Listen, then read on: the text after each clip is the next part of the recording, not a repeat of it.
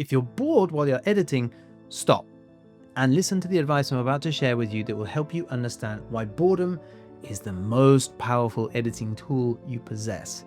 And this is backed by 15 years of industry knowledge and an Emmy nomination. I've worked with clients like Vice, BBC, Ogilvy, and more. By the way, my name is Shiny, and it's my goal to help you understand what storytelling in editing actually is, and how you can use it to craft engaging edits that will attract clients willing to pay £300 to £500 per day. Now, every editor knows this feeling, right? You're watching your edit on your own, everything looks great, and then someone walks in, or you share it with someone, or you share your screen with somebody, and you're watching it together, and all of a sudden you see everything that is wrong with that piece. The pacing drags, oh, I need to remove that dialogue. That's a bit boring. Oh, there's something there. It's that critical eye. Wouldn't you just love to be able to harness that critical eye when you're working on your own? Well, you can. And it's not that you all of a sudden, got worse at editing. It's just when that person walked in, or when you're sharing that screen, your brain switches from creation mode to evaluation mode. And all of a sudden, every single little moment of boredom where something feels a bit predictable, that's your professional intuition screaming at you. So I'm going to share with you how you can harness this feeling as your most reliable editing feedback system, especially when you're working on your own. All right, so step one is the boredom test. If you've ever forgotten what dialogue somebody just said, or you've tuned out and you've gone, oh, let's just rewind, or for whatever reason you're working on a commercial, something without dialogue, and you realize you have to rewind just to go back and understand, like, hang on, how did we get here? If you blank out, that's your cue. That's the point where you go, okay, this bit's a bit boring. Set the markers. Okay, it's around about here. This is where my mind starts wandering. And when you notice that your mind has been wandering, that's when the interest starts to pick up. So keep that bit.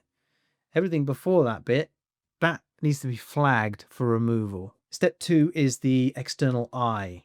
Before you watch something back, you could either say out loud, I'm about to share this, or watch this with someone's name. Or if you share a home with someone, just bring them in. It's a lot easier. And watch it together. Get that critical eye, and your brain will switch to evaluation mode. Or join a community, a video editing community like Unsplice Pro, where you can actually get feedback from other editors, and everybody will come with their own perspective on the edit, and we'll be able to pick up on different things. So it's like a communal improvement to every single edit. And step three, you got to fix it, right? So for every moment that you feel bored, you can approach it one of two ways. Either just cut the last section, 20%-ish, and then go, okay, does this still make sense? Rejig the dialogue, rejig the music, the B-roll, whatever you need to do to make that section now make sense. Do you still have that problem? If so, then you could either try cutting some more, and if that still doesn't work, then that is not an information problem. You don't have like a bit of boring information. You've got a story structure problem here. The story isn't making sense. Perhaps there's no emotional connection with the person speaking on screen. Perhaps there's not enough context as to why we should care about what's being said. Those are the most likely reasons why you're being bored when you're watching back dialogue.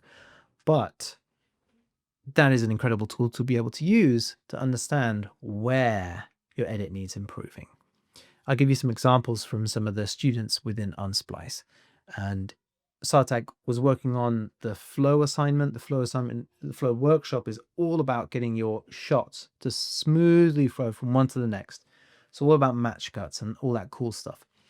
And he'd been getting lots of feedback from myself, but something still felt off. And when I asked him about his process, he mentioned that he was working on it in concentrated bursts, one day over a one day a week over 5 weeks. Here's what's fascinating. He told me that having those gaps between editing sessions actually made his work exponentially better. Why is that? Well, because he was coming into every single edit session with fresh eyes and he could immediately spot what was boring him. You know, when you finish your session and then you just jump straight back into it the next day, you're kind of watching your edit with similar eyes to the way before. But if you've taken a week off, then you're looking at your edit with fresh eyes and you're able to very quickly analyze the boring bits. Another student, Lionel, discovered this accidentally. He was stuck on finding the right music for a commercial edit, and he loved his original choice personally, but when he stepped away and came back, he realized that it was too dark and it was too mysterious for the concept that he was trying to create. It worked, it sounded great, but it just wasn't right for the overall package. And his boredom was screaming, this just doesn't fit. He'd been too close to the edit to actually hear it. And taking that break really, really helped. He had to spend hours finding that new music, reworking parts of the edit, but once it all came together, it took about 3 or 4 hours. He described the time as flying by because he'd finally aligned everything together and it just made sense. And here's another kicker. Gary was working on a documentary about oyster farming and had a 7-minute assembly that didn't make sense. That's his words. But he trusted the process and trusted that initial boredom signal that told him something's not quite right yet. And it turns out it was in the right order. The story structure made sense. His boredom was actually just pointing to the emotional connection. And if you want an understanding of that, we cover that a bit more in another episode. These aren't completely isolated incidents. This is a pattern. You know, you feel bored when you watch back your edit. If you feel bored, you know that's a sure signal. And if you keep polishing it, thinking that small tweaks will just make it all right, or you can't see the wood for the trees because you're just too close to the edit, well, then everyone else is going to feel that same boredom when they watch it as well, including the client. And then the client's going to give you some terrible feedback because they don't have a creative understanding of the editing process. And so they'll tell you some random stuff that they think will fix it and will actually just end up making it worse. So if you are watching back your edits and you have spotted that moment where you feel boredom or you know there's a section here that needs fixing, but you're unsure how to fix it, then you can submit your edit to me for feedback for free. And I will tell you exactly how you can improve it, and I'll record the entire process for clarity so that we can share it on YouTube. Remember, boredom is not your enemy. It is your most honest critic. Use it. And if you found this episode useful and you find yourself in a similar situation like Gary, where your story kind of makes sense, but you just don't really connect, then you definitely want to check out the other episode on finding your why and connecting on an emotional level with your audience.